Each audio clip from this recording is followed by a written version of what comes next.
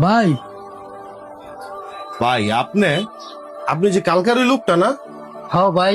ভাই আমি তো কিছুই বুঝতেছি না, একদিনে আপনার এত পরিবর্তন। ভাই একদিন আমার পরিবর্তন হয় নাই, আমার আসল রূপই এটা। কারণ আমি বান্তিবাজা আরিয়ান সিরিজের মালিক।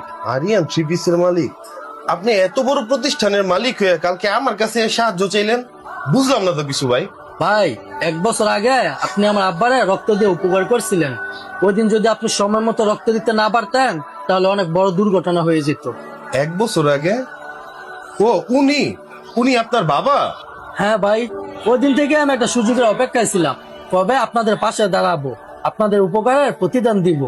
তারপর হুট করে শুনলাম আপনাদের হোটেলটা নাকি কোন একটা ঝামেলার কারণে সাইডে দিতে হইব। তো আমি ভাবলাম এটাই সবচেয়ে বড় সুযোগ আপনাদের পাশে দাঁড়ানোর।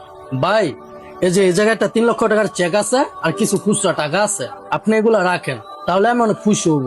আর আপনিও এই টাকাগুলো দিয়ে আপনার সমস্যাটা সমাধান করতে পারবেন। ভাই তাহলে আপনি ভালো থাকেন।